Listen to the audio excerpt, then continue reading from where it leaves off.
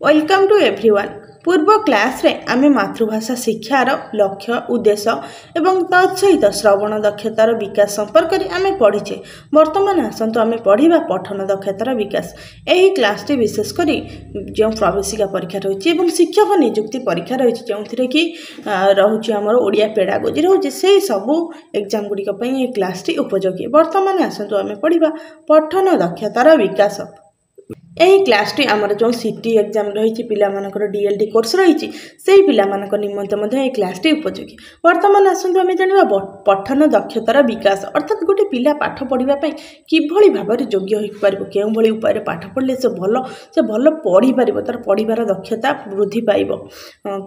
विद्यालय शिक्षार एवं परवर्ती साधारण जीवन में पठनर गुरुत्व रही। आज छोट पिलाटी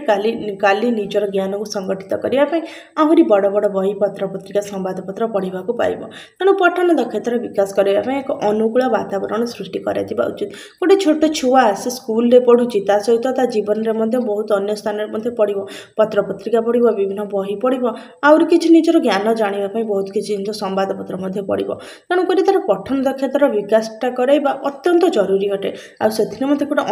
अनुकूल बोलिक कहले कूलर अनुकूल अर्थात गोटे भल वातावरण जोटा ताकू सहायक बा साहाय्य करिपारिबो सेही प्रकार वातावरण बा परिवेश सृष्टि करा जिबा उचित। पठन प्रस्तुति अर्थात जेकोसी कार्य आम करुचे से कार्य निमंते आम किछि ना किछि प्रस्तुति करुचे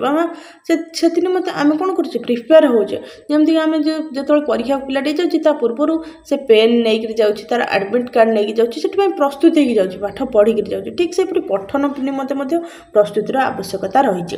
शिशुटी आस्ते आस्ते अधिक ज्ञान लाभ उद्देश्य पठन उपर गुरुत्व दिए। छवि पठन अक्षर पठन वाक्य पठन अनुच्छेद पठन प्रसंग पठन बही पठन होउची क्रमान्वय भित्तिक पठन अर्थात जो छोट छुआटी से धीरे धीरे तार ज्ञान बढ़ाई कौन हुए पढ़ा उपर गुरुत्व दिए। छवि पठन गोटे छवि देखिक से शिखिब पढ़ो। अक्षर पठन अक्षर देखिक पढ़ो वाक्य पठन गोटे गोटे वाक्य पढ़ो। अनुच्छेद पठन गोटे गोटे अनुच्छेद पढ़ो। प्रसंग गोटे विषय वस्तु पढ़ो और बही पठन बही होउची प्रथम छवि देखी पढ़ो तापर अक्षर देखी पढ़ो तापर गोटे वाक्य पढ़ो तार गोटे अनुच्छेद पढ़ो तापर गोटे प्रसंग पढ़ो तापर से बही पढ़ो। ये क्रमान्वय भित्तिक पठन अर्थात क्रम अनुसार या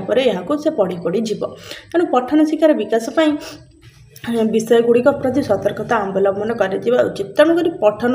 जानापी योग्यता निमंते तार विकास पठन शिक्षार विकास कि पिला को केते गुड़िए कौन दिग प्रति सतर्कता है आवश्यक और शिक्षक शिक्षयित्री मैंने जाना आवश्यकता रही। देखा से दिग बा विषय गुड़िक कौन रही पिला को नियमित विद्यालय को आसवाई प्रेरणा प्रदान कर अर्थात पिलाटी सबुदिन जमी स्कूल को आसवा दरकार कहीं पिलाटी सबुदिन स्कूल को आसले तार आग्रह रही सबुदिन किसी नुआ नुआ कथा शिखब जान क्रमान्वय भितर किसी गोटे पाठ पढ़ी शुणी से तार कंटिन्यूटी रही से शिक्षा को आग्रह प्रकाश कर। तेणुक पिलाटी सबुदिन स्कूल आसवाई प्रेरणा देवा आवश्यक। समस्त स्नेह और स्वीकृति लाभ करने क्षेत्र प्रस्तुत कर अर्थात पिलाटी जमी समस्त स्नेह श्रद्धा पाइपर तो से कौन क्षेत्र अर्थात परिवेश सृष्टि करवा। पिलार दोष भिन्नक्षम पिला समस्या को चिन्हटीकरण अर्थात पिलाटर कौन दोष रोचे पिलाटी कौन भूल कर जापारे ता सहित जो भिन्नक्षम पिला रही जो मान कौन दृष्टिबाधित कि श्रवणबाधित कि शरीर कौन अंग प्रत्यंग असुस्थ अच्छी तो से पिला समस्या को चिन्हट कर कहीं समस्याटा जानले आम जापर पिलाटी शिखिबार तार केउठिर असुविधा सृष्टि होची। धीरगामी पिला स्वतंत्र व्यवस्था अर्थात जो पिला से आईक्यू टी कम थाए कि कौन फिजिकल डिजाबिलिटी थाए तो से कौन साधारण पिला शिखिबार धीर होता तेणुक से स्वतंत्र व्यवस्था करने को पड़ो। मौखिक कार्य उपर अधिक गुरुत्व अर्थात मौखिक कथबार्ता जो कार्य रही है अधिक गुरुत्व जमी पढ़ा दलगत भाव में पढ़ा पचरा पचरी हाँ यही सब जिन गुरुत्व देते पिलाटी कौन पठन प्रति तार आग्रह वृद्धि पाइब और पठन दक्षतार विकास हम। शुणा और कहवा दक्षतार विकास बेले पठन संपर्क में पिलार केते गुड़िए दक्षता विकास होता है अर्थात जो शुणी थाए और कही थाए से समय पिलार पठन अर्थात पढ़ा पिलार किसी गोटे दक्षता किसी गोटे एबिलिटी कौन होता है डेभलपमेंट होता है। छवि पठन में यहाँ कहार छवि जो गोटे छविटा बाघर छवि देखले पिला पचारे कहार छवि पिलाटी कह बाघर छवि किए क्योंटी अच्छा अर्थात बाघ कौटी अच्छी ना बाघ बणरे अच्छी गछ गछ मध्य कि पार्थक्य रही गोटे जमी गोटे तुलसी गछ आ गोटे ओस्त गछ तेणुक गछ गछ मध्य किसी गोटे पार्थक्य रही है। କେଉଁ କେଉଁ ଜୀବଜନ୍ତୁଙ୍କ ମଧ୍ୟରେ ସମାନତା ରହିଛି ଅର୍ଥାତ୍ ବିଲେଇ ଆଉ ବାଘ ଏମାନଙ୍କ ମଧ୍ୟରେ ସମାନତା ରହିଛି ଇତ୍ୟାଦି ପ୍ରଶ୍ନ ପଚାରିବା ଦ୍ୱାରା ପରବର୍ତ୍ତୀ ପର୍ଯ୍ୟାୟରେ ଏଗୁଡ଼ିକ ଅକ୍ଷର ଚିହ୍ନଟ ଓ ପଠନକୁ ସାହାଯ୍ୟ କରିଥାଏ। ଏହିସବୁ ପଢ଼ିକିରି ବୁଝିକି ପରିବେଶ ଜାଣିଲେ ଏହା କ'ଣ ଅକ୍ଷରକୁ ଚିହ୍ନିବା ଆଉ ପଢ଼ିବାରେ ସାହାଯ୍ୟ ହୋଇଥାଏ। ପଠନ ଶିକ୍ଷାଦାନ ପାଇଁ କେତେ ଗୁଡ଼ିଏ ପଦ୍ଧତିର ଆବଶ୍ୟକତା ରହିଛି ସେଗୁଡ଼ିକ ଆଲୋଚନା କରାଯାଇଛି। ଅର୍ଥାତ୍ ଏହି ପଠନ ଶିକ୍ଷାଦାନ ପାଇଁ ପିଲାଟି କିଭଳି ଭାବରେ ଭଲସେ ପଢ଼ିପାରିବ ତ ଏହି ପ୍ରକାର ଯେଉଁ ଶିକ୍ଷାଦାନ ପାଇଁ କେତେ ଗୁଡ଼ିଏ ପଦ୍ଧତି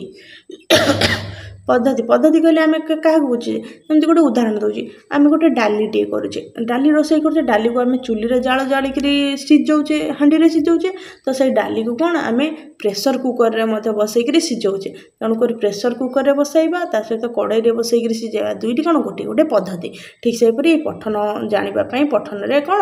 ଦକ୍ଷତା ବିକାଶ ପାଇବା ପାଇଁକି ପିଲାଗୁଡ଼ିକ କେତେ ଗୁଡ଼ିଏ ପଦ୍ଧତିର ଆବଶ୍ୟକତା ରହିଛି। ପ୍ରଥମଟି ରହିଛି ଦେଖନ୍ତୁ ବର୍ଣ୍ଣାନୁକ୍ରମିକ ପଦ୍ଧତି ଅର୍ଥାତ୍ ବର୍ଣ୍ଣାନୁକ୍ରମିକ ବର୍ଣ୍ଣ ଅନୁସାରେ ଗୋଟେ ପଦ୍ଧତି ଥାଏ। ଏଇଟା କ'ଣ ଜାଣିବା ଏହି ପ୍ରଣାଳୀ ଅନୁସାରେ ବର୍ଣ୍ଣମାଳାର ଅକ୍ଷର ଗୁଡ଼ିକ କ୍ରମ ଅନୁସାରେ ପଢ଼ିବା ପାଇଁ ଶିକ୍ଷା ଦିଆଯାଏ। ଅର୍ଥାତ୍ ବର୍ଣ୍ଣମାଳାର ଯେଉଁ ଅକ୍ଷର ପ୍ରଥମେ ଅ ତାପରେ ଆ ତାପରେ ହର୍ଷେଇ ଦୀର୍ଘ କ୍ରମ ଅନୁସାରେ ଅ ପରେ ଆ ଆସିବ ତାପରେ ହର୍ଷେଇ ଦୀର୍ଘ ଆସିବ ପ୍ରଥମେ ସ୍ୱର ବର୍ଣ୍ଣ ଆସିବ ବ୍ୟଞ୍ଜନ ବର୍ଣ୍ଣ ଆସିବ ତାପରେ ବିସର୍ଗ ବର୍ଣ୍ଣ ଆସିବ ଏହିଭଳି ଭାବରେ ପିଲାମାନଙ୍କୁ ଅ ଆ ଇ ଦୀର୍ଘ କ୍ରମ ରକ୍ଷା କରି ପଢ଼ିବାକୁ ଦିଆଯାଇଥାଏ। ଏହାଦ୍ୱାରା ପିଲାମାନେ ବର୍ଣ୍ଣମାଳା ଅନ୍ତର୍ଗତ ଅକ୍ଷର ଗୁଡ଼ିକ କ୍ରମ ଅନୁସାରେ ଶିଖନ୍ତି ମାତ୍ର ପଠନ ପାଇଁ ଏହି ପଦ୍ଧତି ଉପଯୁକ୍ତ ବିବେଚିତ ହୁଏ ନାହିଁ କିନ୍ତୁ ଏଇ ଯେଉଁ ପଦ୍ଧତି ଅନୁସାରେ ପିଲାମାନେ ବର୍ଣ୍ଣ ଅକ୍ଷର ଗୁଡ଼ିକ କ୍ରମ ଅନୁସାରେ ଶିଖେ କିନ୍ତୁ ପଢ଼ିବା ପାଇଁ ଏ ପଦ୍ଧତିଟା ଉପଯୁକ୍ତ ନୁହେଁ। ଏହି ପଦ୍ଧତିରେ ଅକ୍ଷର ଚିହ୍ନିବା ପାଇଁ ଉଚ୍ଚାରଣ କରିବା ପାଇଁ କାହିଁକିନା ଗୋଟେ ଯଦି ଶବ୍ଦଟି ଲେଖାଯିବ ଅଟୋ ଲେଖାଯିବ କିମ୍ବା ଅଟୋ ଆମେ ଯେଉଁ ଅଟୋ ଗାଡ଼ି କିମ୍ବା ଲେଖାଯିବ କ'ଣ ଓଟ ଲେଖାଯିବ ଓଟ ଓ ପରେ କ'ଣ ଟ ଅଛି ନାହିଁ ଟ ନାହିଁ କିନ୍ତୁ ଓ ଆଉ ଟ ଦୁଇଟା ମିଶିଲେ ଗୋଟେ ଶବ୍ଦ ହେଉଛି ଗୋଟେ ଅର୍ଥ ପ୍ରକାଶ ପାଉଛି କିନ୍ତୁ ଏଠି ପିଲାଟା ଚିହ୍ନି ପାରିଥିବ ଯେ ଓଟା ଗୋଟିଏ ଶବ୍ଦ ଆଉ ଟଟା ଗୋଟିଏ ଶବ୍ଦ ତ ଏହି ବର୍ଣ୍ଣକ୍ରମ ଅନୁସାରେ ଏଇଟା ଚିହ୍ନିବ କିନ୍ତୁ ପଠନ ପାଇଁ ଉପଯୁକ୍ତ ନୁହେଁ ପଢ଼ିବାଟା ଅର୍ଥହୀନ ନିରସ ବୋଧ ହୋଇଥାଏ। ତ ଏହି ପଦ୍ଧତିରେ ପିଲା ପଢ଼ିଲେ ତାକୁ ଅର୍ଥହୀନ ଆଉ ନିରସ ଅର୍ଥାତ୍ ଭଲ ଲାଗେନି କିନ୍ତୁ କାହିଁକିନା ଏଥିରୁ କିଛି ଅର୍ଥ ପ୍ରକାଶ ସେତେ ପାଇନଥାଏ କିନ୍ତୁ ଏଥିରେ ଅକ୍ଷର ଆଉ ବର୍ଣ୍ଣ ଚିହ୍ନିଥାଏ। ଶବ୍ଦ କ୍ରମିକ ପଦ୍ଧତି ଅର୍ଥାତ୍ ଶବ୍ଦ ଅନୁସାରେ ପଢ଼ିବ ପିଲାଟି ଏହି ପ୍ରଣାଳୀରେ ଅକ୍ଷର ବଦଳରେ ଶବ୍ଦ ପଠନ ଉପରେ ଗୁରୁତ୍ୱ ଦିଆଯାଇଥାଏ। ଗୋଟିକିଆ ଅକ୍ଷର ପିଲାମାନଙ୍କ ପାଇଁ ଅର୍ଥହୀନ ମାତ୍ର ପରିଚିତ ଶବ୍ଦ ପିଲାଙ୍କୁ ଭଲ ଲାଗେ ଅର୍ଥାତ୍ ଗୋଟିକିଆ ଅକ୍ଷର ଅର୍ଥାତ୍ ଖାଲି ବ କହିବ କିମ୍ବା ଖାଲି ଗ କହିବ ପିଲାଟାକୁ ଭଲ ଲାଗିବ ଭଲ ଲାଗିବନି କିନ୍ତୁ ଯଦି ବଗ କହିବ ଗୋଟେ ଶବ୍ଦ ଆସିବ ବଗ କହିଲେ ଚଢ଼େଇଟାକୁ ସେ ବୁଝିବ ଜାଣିବ ଏମିତି ଧଳା ଚଢ଼େଇଟେ ତାର ଲମ୍ବା ଥଣ୍ଟ ସେ ମାଛ ଖାଏ ତାକୁ ଆଗ୍ରହ ଆସିବ ତେଣୁକରି ଏହି ଶବ୍ଦ କ୍ରମିକ ପଦ୍ଧତି ପିଲାଙ୍କୁ ଭଲ ଲାଗେ ତେଣୁ ପିଲା ଜାଣିଥିବା ଆଉ ତାକୁ ଭଲ ଲାଗୁଥିବା ଶବ୍ଦ ଗୁଡ଼ିକୁ ପଠନ ପାଇଁ ଦେଇ ତହିଁରୁ ଅକ୍ଷର ଚିହ୍ନଟ କରି ପଢ଼ିବା ପାଇଁ କହିଲେ ପଠନ ପ୍ରକ୍ରିୟା ଅଧିକ ଲାଭ ହୋଇଥାଏ। ଅର୍ଥାତ୍ ପିଲା ଏଇ ବଗକୁ ଜାଣିଛି ଏଠି ବ ଆଉ ଗ ଏମିତି ଲେଖା ଅଛି ତାକୁ ଚିହ୍ନେଇ ଦିଆଯାଉ କାହାକୁ କୁହାଯିବ ବଗ କାହାକୁ କୁହାଯିବ ସେଇ ବକୁ ଦେଖେଇବ ଆଉ ଗକୁ ଦେଖିବ ତ ଏଇ ପଦ୍ଧତିଟି ତା ପାଇଁ ସୁଖକର ହୋଇଥାଏ ପିଲା ପାଇଁ। ତାପରେ ଆମର ରହିଛି କ'ଣ ଛବି ପ୍ରଣାଳୀ ଛବି କହିଲେ ଚିତ୍ର ଦେଖିକିରି ପଢ଼ିବ ଛବି ଶବ୍ଦ କେଉଁଠୁ ଆସିଛି ଛବି ନା ଯେଉଁଟା ଛପା ହେଇଛି ତାହାକୁ କୁହାଯାଏ ଛବି ଛପା ଯାଇଥାଏ ବହିରେ ଯେଉଁଟା ଛପା ହେଇଯାଇଛି ନା ନାହିଁ ତାକୁ ଛାପି ଦିଆଯାଇଥାଏ ଏହାର ଗୋଟେ ପ୍ରତିକୃତି ତାହାକୁ ଗୋଟେ ଛବି କୁହାଯାଏ। ଅର୍ଥାତ୍ ଗୋଟେ ବଗର ଗୋଟେ ଆକୃତି ଭଳିଆ ଗୋଟେ ଛପା ହେଇକିରି ହେଲା ପରିକା ହେଇଛି ଏହାକୁ କୁହାଯାଏ ଛବି ପ୍ରଣାଳୀ କ'ଣ ଜାଣିବା ଏହା ଶବ୍ଦଭିତ୍ତିକ ପଦ୍ଧତିର ଅନ୍ୟ ଏକ ରୂପ ଏହି ଶବ୍ଦଭିତ୍ତିକ ପଦ୍ଧତିର ଆଉ ଗୋଟିଏ ରୂପ ଏଥିରେ ପ୍ରଥମେ ଚିତ୍ର ପରେ ଶବ୍ଦ ଦିଆଯାଇଥାଏ। ଏଠି ପ୍ରଥମେ ଚିତ୍ର ଆସିଲା ତାପରେ ଗୋଟେ ଶବ୍ଦ ଆସିଲା ଏଠି ବଗର ଚିତ୍ର ଆସିଲା ତାକୁ ଦେଖିକି ଛୁଆଟି କହିଦେବ ବଗ ତାପରେ ବ ଗ ଲେଖିଦେଇପାରିବ। ପରିଚିତ ଚିତ୍ର ଦିଆଯାଇଥିଲେ ଶିକ୍ଷକଙ୍କ ବିନା ସହାୟତାରେ ପିଲାମାନେ ପଠନ କରିପାରିଥାନ୍ତି ଅର୍ଥାତ୍ ପରିଚିତ ପିଲାଟି ଏଇ ଚିତ୍ରଟିକୁ ଜାଣିଛି ତେଣୁକରି ଏଇ ଚିତ୍ରଟି ଉପରେ ତାକୁ ଦିଆଗଲେ କ'ଣ ଶିକ୍ଷକଙ୍କ ସହାୟତା ନ ନେଇକରି ମଧ୍ୟ ପିଲାଟି କ'ଣ କରିବ ପଢ଼ିପାରିବ କି ଏଇଟା ଗୋଟେ କ'ଣ ଲେଖା ହେଇଛି ଏଇଟା ବଗ ବୋଲିକିରି ଲେଖାଯାଇଛି। ତାପରେ ଆମର ରହିଛି ବାକ୍ୟ ପଠନ ପ୍ରଣାଳୀ ଆମେ ଯେଉଁ ପଠନ ପଢ଼ିଲେ ଏଇ ପଠନ ମଧ୍ୟରେ ଗୋଟେ ହେଉଛି ବାକ୍ୟ ପଠନ ପ୍ରଣାଳୀ ଆମେ ସେଠି ବର୍ଣ୍ଣ ଜାଣିଲେ ଶବ୍ଦ ଜାଣିଲେ ଛବି ଜାଣିଲେ ବର୍ତ୍ତମାନ ଜାଣିଲେ ବାକ୍ୟ ପଠନ ପ୍ରଣାଳୀ ଅର୍ଥାତ୍ ବାକ୍ୟ ମାଧ୍ୟମରେ କିଭଳି ଭାବରେ ଆମେ ପଢ଼ିପାରୁଛେ ଏଠାରେ ଅକ୍ଷର ଶବ୍ଦ ବା ଛବିକୁ ଏକକ ଭାବେ ଗ୍ରହଣ କରାନଯାଇ ଛବିକୁ ଏକକ ଭାବେ ଗ୍ରହଣ କରାଯାଇଥାଏ। ପ୍ରଥମେ ଛୋଟ ବାକ୍ୟ ଆମ ଶଗଡ଼ ହଳ ବଳଦ ଇତ୍ୟାଦି ଦେଇ ପଢ଼ିବା ପାଇଁ କୁହାଯାଏ ତାପରେ ଧୀରେ ଧୀରେ ବଡ଼ ବାକ୍ୟ ପଢ଼ିବାକୁ ଦିଆଯାଏ। ବାକ୍ୟ ପଠନ ପ୍ରଣାଳୀ ପିଲାଙ୍କ ପାଇଁ ଅଧିକ ଅର୍ଥପୂର୍ଣ୍ଣ ଆନନ୍ଦଦାୟୀ ହୋଇଥାଏ। ତ ଏଠି କେବଳ गोटे वर्ण कि अक्षर छवि एति जाई न थाए एठी कोन दे दिथे छवि को एकक अर्थात छवि को मूल आधार भाव ग्रहण करिकरी ताकू देखिकरी पिलाटी कोन गोटे गोटे छोट छोट शब्द कहि थाए तो ये शब्द कहवा द्वारा कोन पिला को अधिक खुशी मिलता है पिला अधिक भल भाव में बुझी पारता है जो कोन वाक्य गठन प्रणाली पिला अधिक अर्थपूर्ण आनंददायी होता है उदाहरण जमी आम शगड़ शगड़ आदि ग गोटे कोन गोटे माने कोन जानिले आमे गोटे वर्ण तो ये भाव में वाक्य पठन प्रणाली पिलाटी बहुत खुशी दे थाए तापर आम रही गल्प पठन प्रणाली गल्प शुणा तो समस्त भल पाती छोट पिलाटर बुढ़ा जाए समस्त को गल्प बहुत सुंदर लगी था तो ये बर्तमान हूँ गल्प पठन प्रणाली गल्प पठन प्रणाली कौन पिला माने साधारणतः गल्प और गीत प्रिय छोट पिला माने गप कहले से भल पाती शुणापी गीत बोलिया शुणापी भल पाती तेणु गल्प को एकक भाव धरी पठन को उन्नत धरण करें केतक जुक्ति करते एथपाई छोट छोट गप गीत दिजा उचित एगुड़ी शुणा लगी पिला को मजा लगुवा आवश्यक गीतटी शुणा पर वाक्य गुड़ी को गप सहित मिसाई पिला माने पढ़ी था अर्थात जो कौन गप गीत मध्यम पढ़ागले कौन से जो वाक्यटी थाए ताको पिला माने से गप आ गीत सांगे मिसेक पढ़ाते जमती कहुए कौन गोटे गोटे बगटीए थिला से बुढ़ा हो जाइथिला ताको शिकार मिलू नथिला एमती कहले कौन पिला कौन करिवो से गप गप जो शुणिला से तार मन चित्र आसो ए बग एमती थला एमती माछ धरि पार नथिला से संपूर्ण शुणिकी ताको आनंद हबो ता मन मध्य गोटे चित्र मध्य आसीबो से सेटा को अनुभव करि परिबो एवं ताको सहज सुविधा हम कौन गल्प पठन प्रणाली रे से जानिया अर्थात से गल्प गल्प जो देथबो गोटे बही रे से ताको पढ़िला एठी लेखा है बगटीए थिला से बुढ़ा हो जाइथिला ताको खाइबा मिल नथिला से माछ खाइबा चाहूला पढ़िला पढ़ला पर पिलार मुंडरे गोटे चित्र चलिबो से ताको मध्ये जानि परबो तेणुकर पिला को बहुत खुशी लागिबो आ एई पद्धति छोट पिला मानक पई विशेष भाव में अधिक उपयोगी गीतटी शुणा पर वाक्य गुड़ी को गप सहित मिलाई पिला माने पढ़ी था या द्वारा पठन कौतूहलप्रद हुए देखो गीतटी शुणा पर कौन वाक्य सहित किभली भाव में मिलाई पढ़ती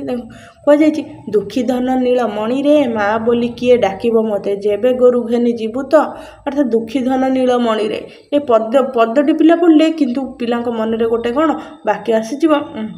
श्रीकृष्ण को माता यशोदा कहते दुखी धन नीलम यही भाव में या द्वारा पठन कौतूहलप्रद हुए पिला माने अधिक अधिक पठन करते आम हसखेल बही यही पद्धति अवलंबन करम हसखेल बही क्यों पद्धति अवलंबन कर आम हसखेल बही गल्प पठन प्रणाली पद्धति अवलंबन कर तेणुक गल्प पठन पद्धति विशेष भाव छोट पिला उपयोगी तो यह ही आमर पठन प्रणाली